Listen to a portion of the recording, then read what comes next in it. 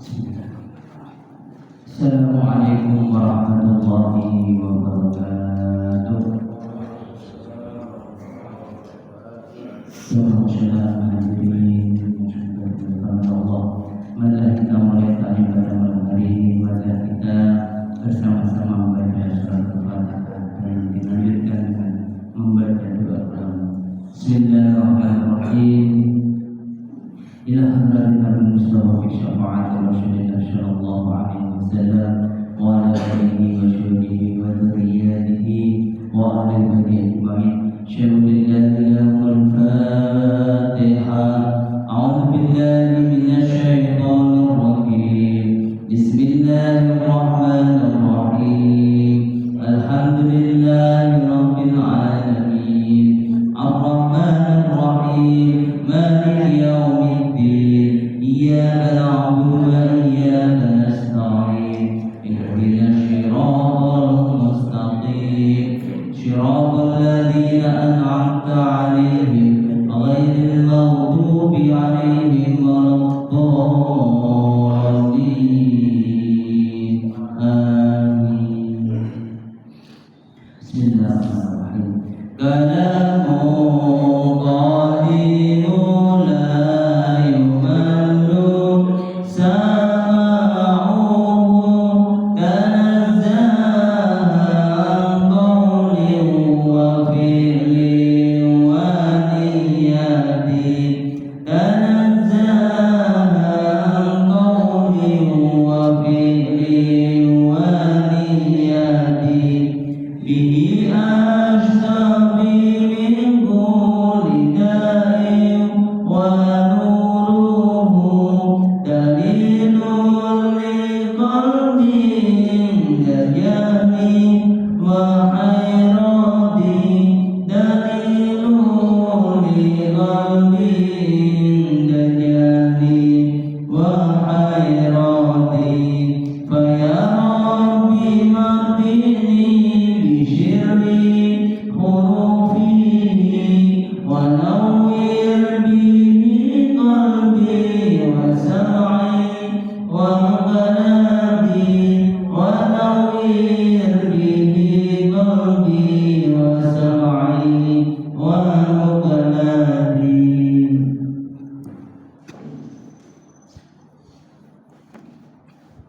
Assalamualaikum warahmatullahi wabarakatuh. Waalaikumsalam warahmatullahi wabarakatuh. Alhamdulillah rabbil alamin wa bihi nasta'in ala umuri dunya waddin. Wassalatu wassalamu ala asrofil anbiya'i wal mursalin wa ala alihi wa ashabihi ajma'in wa man tabi'ahum bi ihsanin ila yaumiddin. Qala rabbi shrah li sadri wa yassir li amri wahlul 'uqdatam min lisani yafqahu qawli. Subhanaka la ilma lana illa ma 'allamtana innaka antal 'alimul hakim. Shadaqallahul 'azim. Amma ba'du. Hadirin jamaah majelis taklim dan hadirin yang dimuliakan oleh Allah Subhanahu wa taala. Alhamdulillah.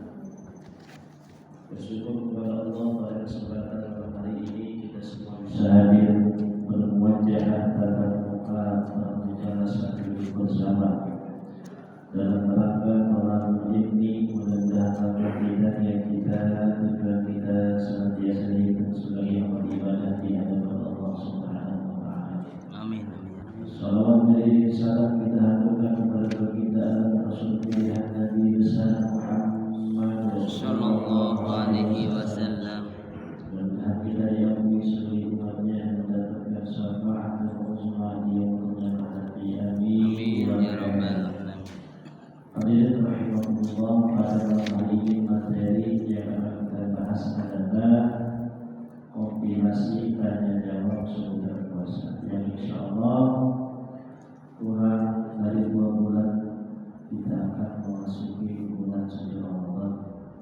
Mudah-mudahan ini menjadi persiapan ilmu bagi kita agar mendapatkan puasa yang berkualitas dari tahun-tahun sebelumnya. Baiklah, kita mulai dengan pertanyaan kesunahan yang paling utama di dalam berpuasa di bulan Ramadan. Di sini ada 5 kesunahan. Yang pertama adalah ta'jilul fitri, mempercepat berbuka puasa inda tayamuni ghurub syamsi, ketika matahari sudah tenggelam. Sebagaimana Rasulullah bersabda, la tazalu ummati bi khairin ma ajjalu al-fitrah. Umatku senantiasa berada dalam kebaikan selama mereka menyegerakan berbuka. Artinya jangan ditunda-tunda. Dalam hadis ini memberikan satu pengertian kepada kita, kapan buka puasa harus disegerakan. Kita perlu tahu bahwasanya waktu puasa itu adalah min tulu'il fajri as-shadiqi ila ghurubis syamsi, mulai dari terbitnya fajar sampai tenggelamnya matahari. Terbit fajar di pagi, tenggelamnya matahari waktu maghrib. Nah, ini ada beberapa kesalahpahaman yang beredar di masyarakat. Kesalahan yang pertama adalah ketika mereka sedang sahur kemudian mendengarkan azan subuh, maka mereka melanjutkan sahurnya sampai azan selesai. Ini yang disebut al-khata' al-kabir, kesalahan fatal. Dari sahur, azan subuh, kemudian melanjutkan makannya sampai azan selesai. Mengutip sebuah dalil dari hadis riwayat Imam Abu Dawud yang berbunyi, idza sami'a ahadukum nidaa wal nidaa'u 'ala yadihi fala yadhku hatta yaqdi hajatahu minhu. Yang artinya, ketika kalian mendengarkan azan sedangkan makanan ada di tanganmu, mendengarkan azan sedangkan kamu sedang makan, fala yadhku hatta yaqdi hajatahu minhu, maka jangan kau letakkan dirimu sampai kau selesaikan makanan. Hadis ini mengindikasikan bahwasanya ketika azan teruskan makan, betul kan? Jangan diletakkan dirinya sampai habis makanannya. Banyak beberapa bandil yang menyampaikan ini di dalam sebuah kajiannya. Hadisnya benar sahih, tapi penerapannya salah. Kenapa dikatakan salah? Memang ada 2 hadis. Yang pertama tadi hadis riwayat Abu Dawud, yang kedua hadis riwayat Sahih Bukhari yang mengatakan idza rudi'an asya'u wa uqimatis shalatu fabada'u bil asya. Ketika makan malam, idza rudi'an asya'u, ketika makan malam telah dipersiapkan, wa uqimatis shalah, sedangkan salat berjamaah telah dikumandangkan, azan telah dikumandangkan, fabda'u bil asya'i, maka dahulukanlah makan. Ada 2 hadis nih. Artinya ketika makan kemudian azan, di stop makannya apa lanjut makannya? Dari hadis ini Lanjut makan. Nah, cuma jangan ditarik kepada azan subuh di bulan Ramadan. Kalau dipaksa ditarik, hadis ini tidak mengindikasikan azan subuh, tidak ada kata-kata subuh. Kalau ditarik ke azan subuh, maka ada hadis dari yang mengatakan wa fihi istihbabu, wa fihi disunahkan di dalam azan subuh adzanaini, 2 kali azan. Yang pertama qabla tulu'il fajri, sebelum fajar terbit. Yang kedua Iqdatul Fajri ketika fajar terbit. Makanya Bapak kalau di Mekah Madinah itu kan ada 2 kali. Ketika subuh, qobla dan ba'da. Makanya pertama kali itu kita bingung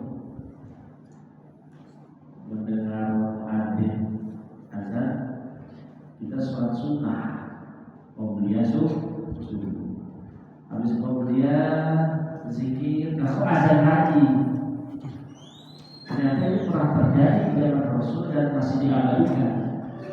Azan pertama itu di zaman Rasul, azannya sahabat Bilal bin Rabah, yaitu azan sebelum fajar terbit, untuk menginformasikan bahwa yang mau puasa silahkan santap-santap, yang mau tahajud bangun. Itu azannya Bilal bin Rabah, bukan azan subuh itu.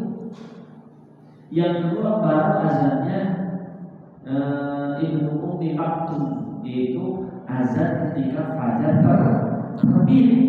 Ini baru namanya azan subuh. Makanya waktu Umar pertama baru kita paham, oh azan pertama ini bukan azan subuh, maka tidak usah qobliyah subuh. Qobliyah subuh atau sholat sunnah fajar itu Iqdatul Fajri, yaitu azan yang dikumandangkan ketika fajar terbit. Boleh jadi yang dimaksud ketika kamu sedang puasa, sedang sahur, kemudian mendengarkan adzan, maka makanlah, lanjutkanlah. Boleh jadi ini azan pertama, bukan azan kedua. Sebab nanti kalau ketika kita sahur lalu mendengarkan adzan subuh makan, ini bertolak belakang dengan hadis Rasulullah SAW, di mana jarak antara mengakhirkan waktu sahur dan terbitnya fajar qadra 50 ayat, kadar 50 ayat. Saya ulangi, Rasul ditanya oleh sahabat, berapa jarak seseorang ketika mengakhirkan waktu sahur sampai dengan azan subuh? Rasul menjawab, qadra 50 ayat, kadar bacaan 50 ayat. Kurang lebih 10 menit sebelum subuh, itu kadar 50 ayat itu kurang lebih 10 menit sebelum subuh kita sudah meninggalkan makan dan minum, sudah mengakhirkan waktu sahur. Ini jarak ini jangan terlalu mepet, walaupun itu masih lampu kuning. Paham? Boleh kita 10 menit sebelum azan. Makanya kan ada bahasa imsak, betul ya? Kalau punya jadwal imsak, itu pasti 10 menit sebelum azan subuh. Itu imsak, artinya silahkan akhirkan waktu sahur walau kana di air, meskipun dengan seteguk air. Karena mengakhirkan waktu sahur itu sunnah yang luar biasa. Sekalipun bapak makannya jam 3 malam, udah kenyang nih. Ketika 10 menit sebelum subuh bapak akhirkan waktu sahur. Artinya di dalam keterangan ini, sebelum waktu subuh itu sudah meninggalkan makanan dan minum. Dan harus jadi perhatian, puasa itu dimulai bukan dari azan subuh sampai azan maghrib, bukan, tapi dari terbitnya fajar sampai tenggelamnya matahari. Karena yang namanya azan terlambat, betul nggak? Sekarang nih, menurut BMKG dan Badan Ujian Nasional, fajar terbit jam 4:20, betul nggak? Tapi bisa jadi ajarnya 425. Yang biasa aja ketiduran atau yang biasa aja wudhu dulu, ke toilet dulu dan lain sebagainya. Padahal jam 4.20 sudah terbit fajar. Nah, Bapak ketika mengakhirkan waktu sahur itu deadline-nya 4.20 apa 4.25? 4.20. Jangan belum aja. Padahal kita lagi makan sahur nih, udah 4.20 belum aja. Karena ada orang yang berasumsi demikian. 4.25 nih masih santai minum teh, belum aja ini. Ternyata ajarnya 4.30, lebih 10 menit. Batal nggak puasanya? Batal. Justru kalau kita punya jadwal imsakiyah itu jam 4:10 udah terpusat orang sudah berhenti makan dan minum. Atau jam 4:15 sudah berhenti makan dan minum. Ada jarak sebagai kehati-hatian biar jangan terlalu mepet. Paham ya? Sama dengan waktu berbuka puasa. Sekarang paling jam berapa nih? Sekarang nih menurut jam 18 lewat 18. akhirnya. Nah, kalau menurut jadwal ini 14. maghrib tabut 14. itu 18.13. Benar ya? Nah, ini kan sudah guru disanksi. 18.13 ini sudah disesuaikan dengan BMKG dan Badan Hukum Nasional. Bahwasanya dari tanggal segini sampai tanggal segini itu matahari tenggelam 18.13. Ini kadang azannya 18.20. Orang yang fanatik terhadap berbuka puasa itu karena azan maghrib, padahal 18.13 sudah matahari tenggelam, dia tunggu azan musola, tunggu azan di masjid. Padahal kalau mulai ditanya itu yang azan buka dulu apa azan dulu? Bukan dulu. Ya Pak? Bukan, kan bukannya mungkin sedikit. Bukan subuh, ada kata hijau dulu. Yang di rumah tungguin azan kapan azan? Ditanya ibu, bapak, ayo bukan. Ini udah waktunya maghrib. Belum azan. Padahal azan itu sudah habis 1 gelas kolak. Ada juga yang berpalatin, bapak, ayo buka. Azannya belum selesai. Jawab azan dulu. La ilaha illallah, baru makan. Ada yang seperti itu. Bahkan ada lagi yang paling parah, nunggu 10 menit setelah azan selesai karena langit masih terang. Nunggu langit gelap. Nah, ini namanya menyalahi aturan sunnah Idul Fitri, menyegerakan berbuka tidak ada benar-benar disanksi. Kalau kita sudah yakin matahari tenggelam, maka berbuka. Dan 18.13 itu sudah disepakati sama ahli. Ini pun sudah dilebihkan sebagai unsur kehati-hatian. 18.13, angka 18.13 itu sudah dilebihkan. Sudah ada jarak sebagai untuk hati-hati. Ya mungkin terbitnya tenggelamnya mungkin jam 18.05. Tapi Pak Ustaz, itu pun langit masih terang ya. Justru langit yang menguning dan memerah itu tanda matahari tenggelam. Karena indah guru bisa ketika matahari masuk ke dalam syafaq ahmar, maka muncul mega merah. Makanya jangan aneh. maghrib tapi langit masih terang. Itu bukan matahari. Itu namanya mega, disebutnya syafaqul ahmar. Kalau nunggu mega merah itu hilang, indah awal waktu isya, justru itu mendekati awalnya waktu isya. Beda halnya kalau mendung ya sebelum maghrib juga ada gelap. Ini dalam situasi normal, coba bapak perhatikan, maghrib langit masih terang, benar nggak? Makanya patokannya adalah waktu maghrib, bukan azan maghrib.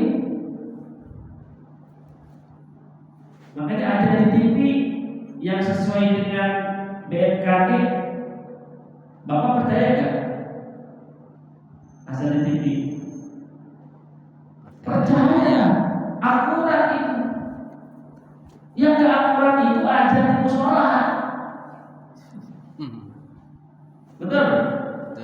Udah waktunya azan, dia ke azan. Harusnya kan 8.13 dia azan. Betul?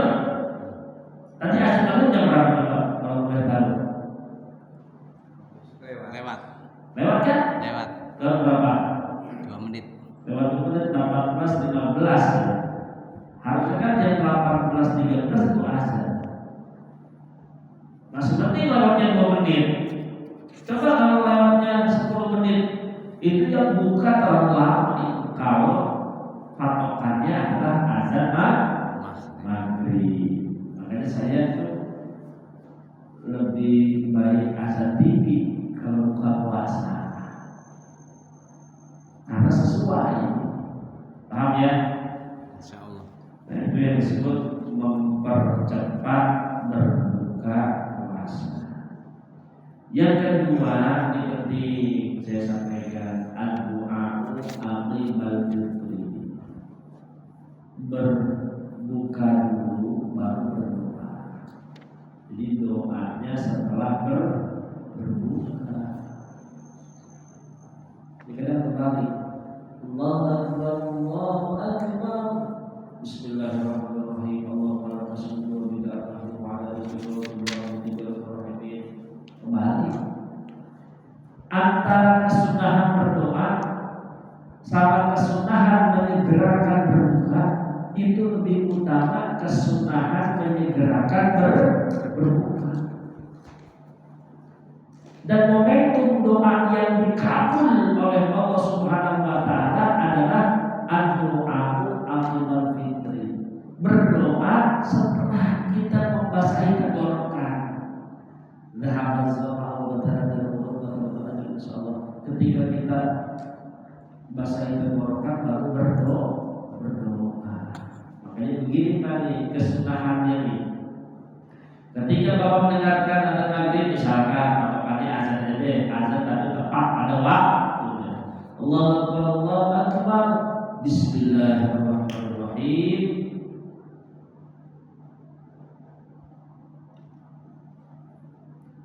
Allahumma laka sujudtu wa bika amantu wa ala rasulika afdaltu bi rahmatika ya arhamar rahimin. Kemudian kita doa hajat masing-masing. Ya Allah ya Rabbi, innaka al-musyad wa kalimatan lapangkan rezeki silakan apa menjadikan hamba dan keluarga jamaah menjadi hamba yang soleh. Karena pembaik terarti Allah yang hanya momentum itu adalah lantunan doa tidak akan ditolak oleh Allah. Asal dakwah dijawab dan perjalanan doa itu sangat cepat kepada Allah. Karena tidak ada hijab di sana. Berdoa setelah berbuka itu luar biasa. Baru setelah itu satu. Paham ya? Ini yang namanya menyegerakan berbuka. Dan yang kedua berdoa setelah berbuka, bukan berdoa sebelum berbuka. Harus berdoa setelah makan satu piring itu. Kelamaan, momennya hilang. Banyak karena kenyang gitu. Lupa. Justru di sini disebutnya ad-du'a'u aqibal fitri. berdoa sesaat setelah berbuka, bukan doa ba'dal fitri. Kalau ba'da itu artinya berdoa setelah berbuka. Berarti membatalkan puasanya dulu ya. Iya, setelah itu kan jauh Pak. Beda dengan akibah. Akibah itu sesaat setelah berbuka. Batalkan dulu bahasa tenggorokan, baru berdoa. Nah, paham ya? Dan ini tolong sampaikan kepada anak istri bapak. Bahkan dalam yang ini diajarkan bareng-bareng. Kalau bisa ya, 10 menit sebelum berbuka sambil nunggu azan kita pikir dulu. Asyhadu an la ilaha illallah astagfirullah nas'aluka ridha wal jannah wa na'udzu bika min sakhatika wan nar. Asyhadu an la ilaha illallah astagfirullah nas'aluka ridha wal jannah wa na'udzu bika min sakhatika wan nar. Asyhadu an la ilaha illallah astagfirullah nas'aluka ridha wal jannah wa na'udzu bika min sakhatika wan nar. Allahumma innaka 'afuwwun karim tuhibbul 'afwa fa'fu 'anna. Allahumma innaka 'afuwwun karim tuhibbul 'afwa fa'fu 'anna. Allahumma innaka 'afuwwun karim tuhibbul 'afwa fa'fu 'anna ya karim. Kalau masih lama ada lagi asyhadu an la sampai waktu berbuka. Lalu ngomotin aja gorengan, risol, bakwan, lontong diliatin, sebut sibuk nonton TV, sibuk main HP. Jadi kan Ramadan ini adalah Ramadan yang berkualitas. Amin ya Rabbal Amin. alamin. Ya, lumayan kan. Dari sini mungkin ada yang ditanyakan, kami persilakan. Ustaz, Ya. masalah sahur itu kan jadi ada masih ditemukan juga bangun terlambat, terus pas sebelum azan itu sempatkan makan tadi udah masuk waktu imsak itu bagaimana? Imsak Pak, Waktu imsak udah masuk. tapi belum masuk waktu terbitnya fajar. Itu bagaimana? Sebelum azan. Ya, bukan azan kali ya, Siap. tapi terbitnya Gimana? Nah, azan langsung stop itu buku puasanya bagaimana? sah. Misalkan terbitnya fajar nih dari 4:20, Bapak masih makan 4:18, itu masih sah. Kalau memang kesian, minimal minum teh ya sama roti. Ini mah udah 14:18 nyeduh Indomie. Oh. Ya. Karena time-nya itu 4:20 misalkan. Kalau lagi makan tiba-tiba azan Allah yang di mulut lepehin Pak. Yang di mulut lepehin.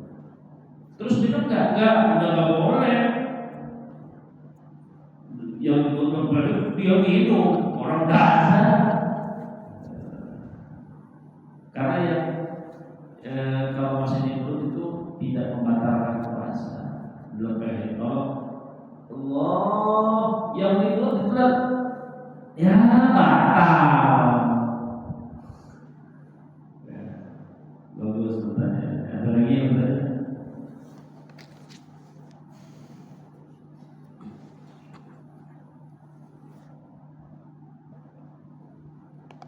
Sahur juga itu sunnah.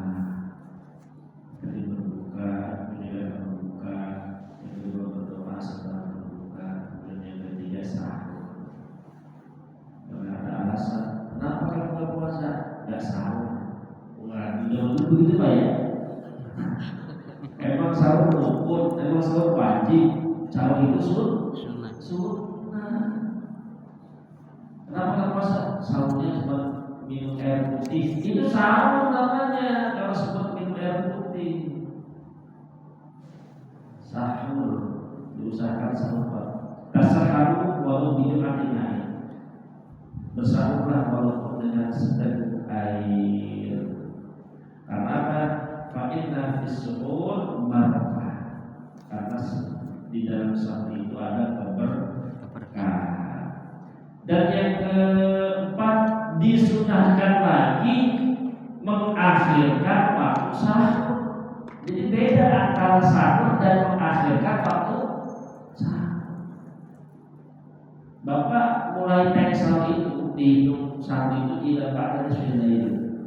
Di atas jam 12 itu sudah dihitung pahala sahur. Bapak mau sahur jam 1 malam, jam 2 malam, jam 3 malam itu sahur. Dan yang disunahkan lagi mengakhirkan waktu sahur. Kapan tadi? Kadar 50 ayat sebelum subuh sudah diakhirkan sahurnya. Ustaz, saya sahurnya jam 11 malam, sekalian nambah alias seminggu. Boleh nggak dapat pahala? Nggak dapat. Qabla istinlail, sebelum jam 12 tidak dianggap sahur. Dianggap sahur itu setelah dalam jam 12 malam. Kemudian yang terakhir berbuka dengan rutop. Apa rutop? Kurma basah. Jadi yufiru ala rutobatin qabla isya fi'lan tabat fa'ala tawar. Kalau ada rutop kurma basah tamar kurma kering. Fa'ilan takut hasa-hasabat dengan mak. Kalau tidak ada kurma kering, berbuka dengan air. Ya Allah, ambil kurma. Kemudian doa Allah itu ada kesunahan yang paling utama yang ada di dalam kurma. Keberikan kurma nanti puasa. Yang bagus sebaliknya, betul. Apa yang bagus? Kurma ajwa. Ada juga yang lagi belinya usah ke Tanah Abang, kalau sekarang sudah banyak toko-toko herbal gitu. Saya dapat referensi ada yang bagus itu di Yapenas, di samping stok 10 meter. Ya, tahu kan? Itu ada perlengkapan umroh, kemudian ada zam-zam, ada kismis, ada kurma. Itu katanya murah, berkualitas. Kalau beli itu sekotakan, ya satu dia. Insya Allah. Bawa ke rumah sekotak. Insya Allah. Ya Pak. Allah Maha berdoa. Itu ada. Jadi ini anak zaman sekarang itu nggak suka kurma. Kenapa? Karena memang tidak diajarkan oleh kita. Betul nggak? Malah dia anak generasi Gen Z itu ini makanan kami. Padahal itu sunnah Rasulullah Sallallahu Alaihi Wasallam. Ya, terus kayak bubur itu kan apa bubur itu kan? Kayak dupa, kayak kemenyan. Itu kan zaman sekarang nggak tahu. Malah orang yang ngerti disangka ini apa namanya? Sirik undang jin. Itu wanginya itu di toko-toko herbal banyak ya. Bubur namanya. Asapnya itu wangi. Ya. Masya Allah. Ya sesekali. Sekarang kalau sudah ada tempat kemudian yang dibakarnya sudah dibuat satu-satu. Maka ada satu atau dua. Ya. Di rumah itu Rasulullah SAW, ya. Malaikat serta buku-buku itu ya di Arab Saudi ya sering dipakai. Contoh kurma basah. Ada lagi Pak yang tanyakan? Berkaitan tentang puasa. Tanya yang nomor 5 itu, Kiai, untuk di dalam kesunahnya itu memang harus kurma basah istilahnya. Ini hadis Sahih Abu Dawud. Mau apa? Namanya kan kalau kita biasanya yang ada di sini kan kurma kering. Makanya kurma Bedanya apa kurma basah sama kurma kering? Ada Ustaz bedanya. Kalau kering itu dipikir karena nggak basah. Iya. Justru kebanyakan kurma basah ya. Kalau basah kan agak becek leket-leket gitu. Iya, justru kebanyakan kurma basah Pak, ya di pasar kan. Ada yang Oh, bukan yang dimaksud itu kurma muda yang itu, rooftop itu yang dimaksud kurma basah. Bukan yang dari tangkai Iya. itu, bukan. Rooftop itu ya disebutnya ya apa itu ya, kurma muda itu ya. Iya. Nah, kalau Justru yang dimakan oleh Rasul itu yang sudah apa namanya melalui udah matang. udah matang. Kurma matang, kurma setengah matang. Tapi yang tipenya tipe basah. Iya. Ya. Nah, Bapak tanyanya ke mereka orang Pak beli luntong, nah, Pak beli tapar, Pak beli kurma muda. Kalau kan ada yang terlalu manis ya, ada yang sedang, dan di antara kurma terbaik adalah kurma ajwa. Dan ajwa itu ajwa Madinah.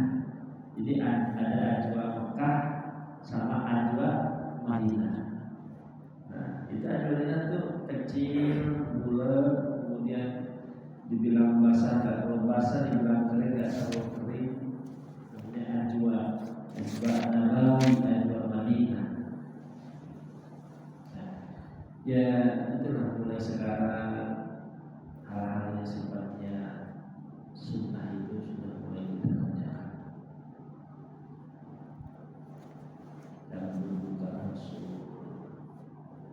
cara masuk kamar mandi, keluar kamar mandi kaki kiri, keluar kaki kanan, masuk masjid musola kaki kanan, keluar masjid musola kaki kiri, luar biasa. Bahkan dulu ada seorang ulama namanya Ibrahim bin Adham. Pada satu ayat azlamakan yudahir fikri. Dia 3 hari 3 malam, pikirannya, hatinya gelap, pikirannya kacau. Dan ajin khusyuk fil ibadah. Dia tidak menemukan kekhusyukan dalam ibadah. Wala ladzatan fil dzikri, tidak merasakan kelezatan dalam berzikir. Wala fahaman fil Quran, tidak menemukan pemahaman dalam Al-Quran. Dia bingung, wala jadi dia nggak tahu kok bisa-bisanya saya seperti ini. Ada orang soleh, orang alim. Dan dia berdoa minta petunjuk kepada Allah. Bahwa itu malaikat firmanan lalu tertidur bermimpi bertemu sosok malaikat. Dan malaikat memberikan jawaban. Kenapa Ibrahim dan Dahar Darhamam sahabat bil yamin? Gara-gara kamu, kata malaikat, pernah masuk kamar mandi mendahulukan kaki kanan. Masya Allah. Sunahnya kaki apa? Kiri. Kaki kiri pada itu sama tuh lupa. Biasanya dia kaki kiri. Saat itu Ibrahim bin Adham lupa kaki kanan. Langsung dicabut oleh Allah itu. Dibuat gelisah, dibuat kacau pikirannya. Ibadah gak fokus, baca Quran gak paham, zikir gak ingat. Gara-gara tidak mengikuti apa yang diajarkan oleh Rasulullah SAW. Ini sepele tapi fatal. Dan ini harus dimaklumatkan kepada keluarga kita, kepada generasi kita, agar menjalankan sunnah. Mulai bola tasrobanna wala yasrobanna qaiman wa ila dulu pakai tangan kanan. Anak bocil zaman sekarang minum di tangan kiri, kemudian lari. Sebagian dari kita juga masih begitu, minumnya berdiri.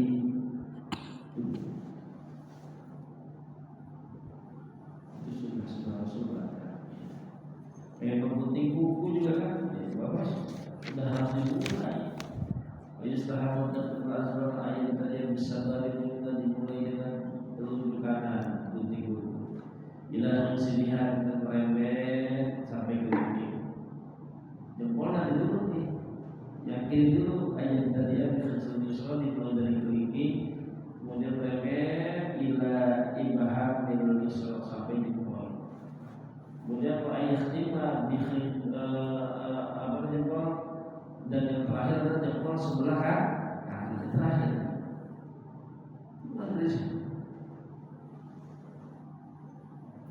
Kalau kaki dimulai dari kelingking kanan, merembet terus sampai ujung-ujungnya kelingking kiri. Ini sunnah.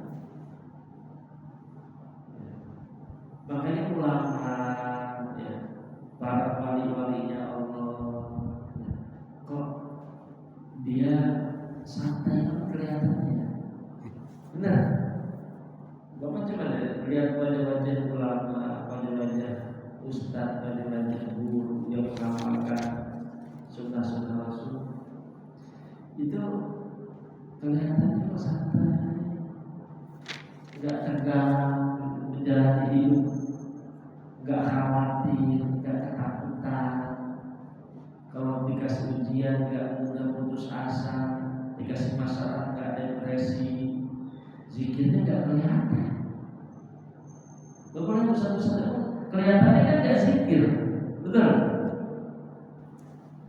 Tapi menjalankan sunnah itu bagian daripada zikir.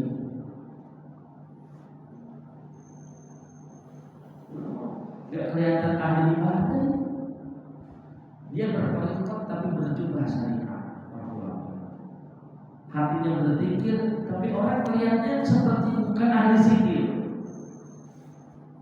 Benar kan? Tapi sebenarnya pori-porinya berzikir para ulama.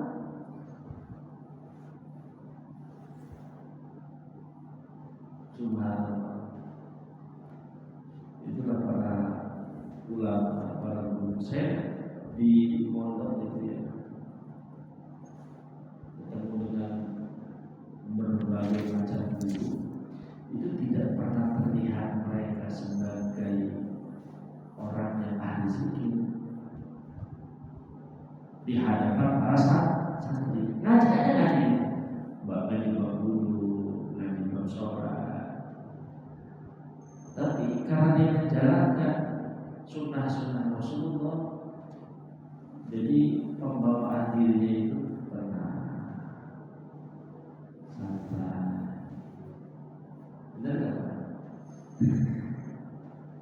Enggak ada takut ala zikrillah tatma'innul qulub. Zikir itu kan ada dua, imma fil lisan wa imma fil qalbi. Ada zikir di lisan, ada zikir di dalam hati. Bahkan thalabul ilmi afdhalu min dzikri. Mencari ilmu itu lebih utama dari zikir. Wa afdalu min tasbih wa takbir wa tahlil wa afdalu min sholatin nawafil. Mencari ilmu itu lebih utama dari tasbih, tahmid, tahlil dan tahlil, dan lebih utama dari seluruh sholat-sholat sunnah. Itu mencari ilmu. Kayak model bapak-bapak ini kan, itu lebih utama dari segala. Karena Allah itu disembah dengan ilmu. Betul kan? Kita mengaku takwa, mengaku menjalankan perintah, tapi kok nggak tahu bagaimana caranya. Takwa ini kan ada syariat, ada thariqat, ada hakikat. Takwa ini kan ada iman, ada Islam, ada ihsan. Dan itu pilar agama itu diajarkannya di majelis ilmu. Makanya bohong orang ngaku takwa tapi enggak tolak ilmi. Orang ngaku menjalankan perintah tapi tidak hadir di majelis taklim. Bohong. Makanya akan datang suatu zaman di mana para ulama diwafatkan oleh Allah Subhanahu wa taala karena ingin dicabut ilmunya. Zaman Allah mencabut ilmu para ulama biqabdil ulama dengan mewafatkan para ulama. Dan pada saat itu ittakhadhan nas ru'usan juhala. manusia berbondong-bondong mengangkat orang yang bodoh untuk menjadikan ulama. Dan saat itu fa'aftau bighairi ilmin dan fa'adallu, dia berfatwa tapi tanpa adanya ilmu, dan saat itu sesat buat dirinya dan juga menyesatkan untuk orang lain. Itu nanti akan ada kehancuran, ya, kehancuran moral di saat para ulama wafat. Kemudian orang bodoh ditunjuk sebagai ulamanya dan dia berfatwa, fatwanya menyesatkan buat dirinya dan juga buat orang lain. Ini kata sebetulnya Kiai Sayyidina Khalil Bangkalan, nanti akan ada telur ayam berkokok. Maksudnya apa telur ayam? Orang nggak pernah nyantri tapi punya pesantren. Wong dia nggak pernah cari ilmu, kok punya pondok. Banyak sekarang para pengusaha nggak ada ilmunya tapi duitnya punya, bikin madrasah, bikin yayasan, bikin pesantren, kemudian suruh ngurus orang pensiunan, ya dia nggak punya ilmu, nggak pernah nyantri, bikin rumah tahfiz, kemudian nyuruh orang. Pengasuh pesantren itu, pendiri pesantren itu, ya harus yang pernah nyantri, yang pernah mau. Jadi dia tahu gejolak santri, tahu. Dengan itu mudah-mudahan kita diselamatkan oleh Allah Subhanahu Wa Taala. Amin. Sampai anak cucu keturunan kita semoga senang ibadah, Amin. senang ngaji, Amin. syukur-syukur ada yang masuk pondok pesantren. Amin. Mau anak kita atau cucu kita atau cicit kita, karena dialah yang nantinya akan membawa seluruh keluarga besar. Wasiqal ladzina taqu rabbahum ilal jannati zumar, masuk surga berbondong-bondong. Dia yang akan mengangkat seluruh keluarga yang lain, pamannya, bibinya, kakaknya, adiknya, orang tuanya masuk ke dalam surga. Dia yang akan menjadi imam. Nanti kelak pada masa dia yang akan membela mati-matian ayah ibunya, membela mati-matian saudara-saudaranya, membela mati-matian sanak familinya. Dia yang akan membela orang yang punya ilmu. Karena yasfa'u yaumil qiyamah, salah satu yang bisa memberikan syafaat di hari kiamat ya mungtalu, hanya tiga al-anbiya wa syuhada wa ulama, para nabi, para syuhada, dan para ulama, orang-orang alim. Bahkan orang-orang alim itu bisa memberikan syafaat walau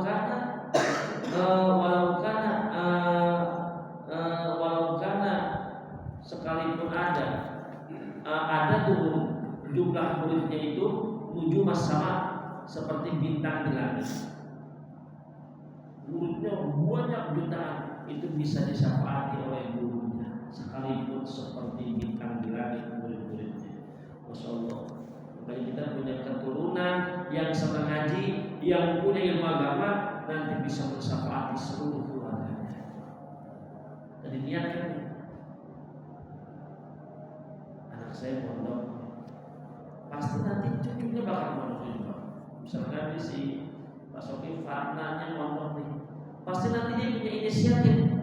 Kalau saya punya anak bakal mondok juga. Berarti cucunya, nanti cucunya juga punya inisiatif. Bapak saya mondok, ibu saya mondok, saya juga harus mondokin anak saya. Mondok itu dibiarkan. Nah, yang belum kebagian mondok anaknya diniatkan, ya Allah, mudah-mudahan cucu saya Allah takdirkan bisa mencari ilmu di pondok pesantren.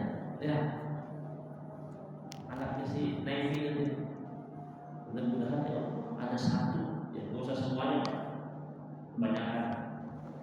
Lucu misalkan 5, yang satu jadi tentara, ada cerita tentara, yang satu jadi apa lagi, PNS, jadi dokter.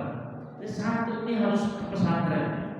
Nah itu dokter, tentara, PNS, guru itu nunduk semua sama anak yang punya ilmu. Betul itu. Nanti dia mengadakan haul, punya inisiatif. Kita adakan haul ini. Haul orang tua kita siapa? Mbak Soking misalkan. Keturunan Soking kuda, anaknya, mantunya, cucunya, cicitnya terus kumpul haul dia. Dan pasti sifatnya cari suaminya juga santri pasti itu, karena sudah inframerahnya itu sudah ada di kepala. Saya santri berarti nyari suaminya santri.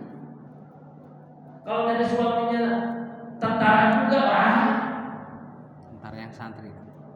nah tentara yang santri banyak, tentara yang santri banyak ternyata. Saya dengar dari yang seleksi berkas, seleksi akademik itu ternyata yang dicari santri itu yang bisa baca kitab, yang bisa Quran, tentara yang santri. Amin ya Rabbal. Amin. Ini saja yang dapat kami sampaikan, mudah-mudahan bermanfaat. A'udzubillahi minasyaitonir rajim. Bismillahirrahmanirrahim. Allahumma shalli wa sallim wa barik wa barik ala sayyidina wa sayyidina Muhammadin wa radhiyallahu anhu wa ala Muhammad. Amin. Alhamdulillahirabbil alamin. Amin. Ya Rabbana lakal hamdu wa lakal syukru wa lakal mulku wa biyadika al-jalali wal karim wa 'azimi sultanik. Amin. Allahumma inna nas'aluka ilman nafi'an. Amin. Rizqan halalan tayyiban wasi'an. Amin. Min ghairi ta'abin wa la masaqatin wa la Amin. rahmatika ya arhamar rahimin. Amin. Rabbana atina fid dunya hasanah wa fil Amin. akhirati hasanah wa qina adzabannar. Amin. Subhana rabbika rabbil izzati amma yasifun wa salamun alal mursalin walhamdulillahi rabbil alamin. Ya Assalamualaikum warahmatullahi wabarakatuh. Waalaikumsalam warahmatullahi wabarakatuh.